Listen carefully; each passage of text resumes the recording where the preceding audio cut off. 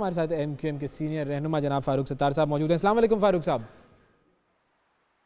وعلیکم السلام جی، بہت شکریہ فاروق صاحب، وقت دیا آپ نے۔ اور سب سے پہلے یہ جو آڈیو ہے مصطفیٰ کمال صاحب کی، اسی کے حوالے سے میں پوچھنا چاہوں گا آپ سے۔ ظاہر ہے آپ نے تو ایم کیو ایم کے آغاز سے لے کر اور آج تک آپ ایم کیو ایم کے ساتھ ہیں، کچھ عرصے کے علاوہ کی بات کی جائے، اور بڑے بڑے مشکل مرحلے آپ نے سنبھالے ہیں ایم کیو ایم کی طرف سے۔ یہ جو بات کی مصطفیٰ کمال صاحب نے کہ ہمارا مینڈیٹ جعلی ہے، تو جب جعلی مینڈیٹ ہے تو پھر یہ مینڈیٹ لینے کی کیا ضرورت پڑ گئی؟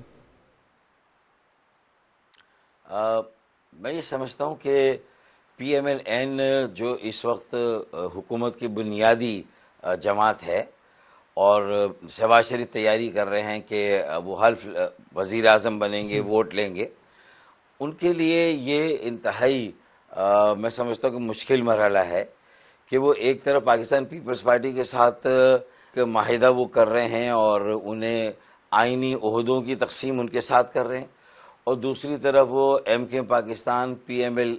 کیو، آئی پی پی اور باپ پارٹی، ان کے ساتھ جو ہے وہ ایک اتحادی حکومت بنانے کی تیاری کر رہے ہیں۔ اچھا، تو یہ اتحادی حکومت کا قیام اور جو کانسٹیٹیوشنل عہدوں کی شیئرنگ ہے وہ اوور شیڈو نہیں کرنی چاہیے اس اتحادی حکومت کو، اور پیپلز پارٹی کے ساتھ ہونے والا جو بھی معاہدہ انڈرسٹینڈنگ ہے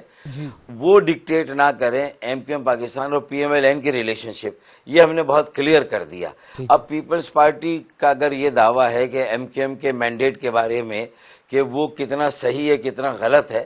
تو میں سمجھتا ہوں کہ میرے لیے اس بات کی اہمیت ہے کہ الزامات پیپلز پارٹی پر بھی ہیں، ان کے مینڈیٹ پر بھی ہیں، ہمارے مینڈیٹ پر بھی ہیں، پی ٹی آئی کے مینڈیٹ اور ان کے جو آزاد امیدوار جیتے ہیں کہیں سے تو وہاں پر بھی ہے، اور اسی طریقے سے پی ایم ایل این پر بھی ہے، ان کے نمائندوں پر بھی۔ تو میرے خیال میں اس بحث کو تو اب ٹریبیونل میں جانا ہے۔ اب ضرورت اس بات کی کہ جو حکومت بنے گی اس میں اقتدار سے لے کر اختیار تک کی جو منصفانہ شیئرنگ ہوگی وسائل اور اختیار کی، اس کو کیسے بہتر بنایا جائے اور گارنٹیز کیا ہوگی، کیونکہ ماضی میں بھی یہ جو ہے وہ اس طرح کے معاہدے ہوتے رہے، اتحادی حکومتیں بنتی رہی ہیں۔ بالکل ایسا ہی ہوا ہے۔ اچھا، میں صرف اس چیز کے اوپر آنا چاہ رہا ہوں اصل اہمیت اس بات کی ہے جو آپ نے بات کی آڈیو کے حوالے سے، اس کا مطلب یہ ہے کیا آپ یہ کہہ رہے ہیں کہ یہ آڈیو میں مصطفیٰ کمال صاحب یہ بتا رہے ہیں کہ پیپلز پارٹی کہہ رہی ہے کہ ہمارا مینڈیٹ جعلی ہے، ہمارا مینڈیٹ اصل میں جعلی نہیں ہے؟ دیکھیں، میرے خیال میں یہ بحث تو 5 سال تک چلے گی نا۔ ہم تو یہ کہہ چکے ہیں کہ ایم کیو ایم کے ریوائیول کو اگر آپ دیکھیں 11 جنوری 2023 سے، جب خالد مغل صدیقی، مصطفیٰ کمال اور ڈاکٹر فاروق ستار یکجا ہوئے اور ایک اتحاد اور یکجہتی قائم کی، امید کی پہلی کرن روشن ہوئی، لوگ مایوسی کو پیچھے چھوڑ کر آگے بڑھے، مردم شماری میں 75 لاکھ آبادی بازیاب کرائی، کراچی سندھ کا 33 سے 37% ہوا، جس کی بدولت کراچی کو ایک قومی اسمبلی کی اضافی اور صوبہ اسمبلی کی 3 نشستیں ملی۔ تو یہ میں سمجھتا ہوں کہ ایم کیو ایم کا پہلی پرفارمنس تھی، پہلی ڈیلیوری تھی، جس سے لوگوں کو یہ یقین ہوا کہ اگر ایم کیو ایم اسی طرح عوامی ایشوز پر بات کرے گی، چاہے وہ میٹرک اور انٹرمیڈیٹ بورڈ میں ہونے والے جو میرے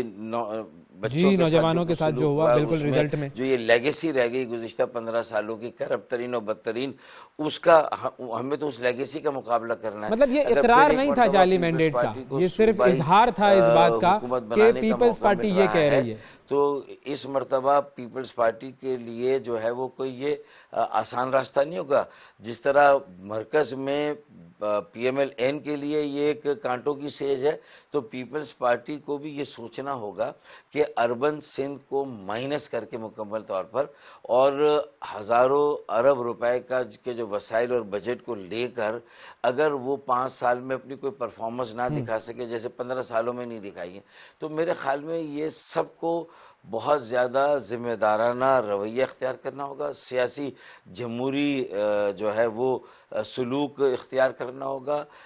جو پارٹی حکومت میں ہو اس کے ساتھ بھی اور جو پارٹی اس حکومت میں نہیں ہے، اور یہ دیکھنا ہے کہ اس ملک کو یہ جو معاشی بحران ہے، بے روزگاری کا، مہنگائی کا، اور پھر آئی ایم ایف کی یہ تو ساری باتیں ہیں فیوچر والی سر پر لٹکی ہوئی ہے، تو کیا کوئی ایسا ایجنڈا جس پہ قومی اتفاق رائے ہو. تو دیکھیں ہم نے اسی لیے جو بنیادی بات کی وہ یہ ہے کہ مضبوط مرکز اور مضبوط صوبے پاکستان کی مضبوط پاکستان آپ کی لوگوں نے ضمانت پی ایم ایل این ثابت سے ہوگی. مانگا کیا ہے اس ضلع ہی پاکستان کو اور صوبوں کو مضبوط پاکستان بنانے کی کے لیے؟ ضمانت ثابت ہوں گے. آپ جیسے لوگوں نے کہ اپنا پوری کیا دنیا کردار میں مانگا ہے؟ گزشتہ کیا 30-35 وزارتیں سالوں مانگی میں ہیں؟ یہی ٹرینڈ آیا ہے. چائنا سے لے کر تھائی لینڈ ہو، ملیشیا ہو اور فارس کا کوئی ملک ہو، فاروق صاحب میری آواز آپ تک آ رہی ہے؟ فلپینز ہو، ویتنام ہو، ساؤتھ کوریا ہو، وہاں بلدیاتی اداروں کی جو آئی تھنک میری آواز باوسیلہ جا نہیں رہی فاروق صاحب مؤثر تک. اور خود مختار بلدیاتی اداروں نے، مقامی حکومت نے ہی، جی شہروں نے، ضلعوں نے ترقی کا انجن بن کر ان ممالک کو ترقی دی، انہیں وہ 22ویں اور 23ویں صدی میں لے گئے. تو اسی طرح پاکستان کے 130 اضلاع ہیں، وہاں اگر اختیارات نیچے اگر آپ تفویض کریں گے، اگر آپ وسائل براہ راست NFC سے دیں گے تاکہ وہ صوبوں کے ساتھ ایک بلا وجہ کی ناچاکی ہے، ایک بلا وجہ کی لڑائیاں ہیں میئر اور وزیر اعلیٰ کے درمیان، کم از کم ان لڑائیوں کو ایڈریس کیا جائے. تو PMLN نے اس بات پر اتفاق کیا کہ وہ ہمارے بل کو آئینی ترمیم بل کو منظور کرانے کے لیے جو 2/3 ہمیں اکثریت یا حمایت حاصل کرنی، اس کے لیے ہم مشترکہ طور پر کام کریں گے. تو میرے خیال میں ہمیں اس طرح کی چیزوں کی ایشورنس چاہیے. وزارتیں ہمارے لیے ثانوی حیثیت رکھتی ہیں،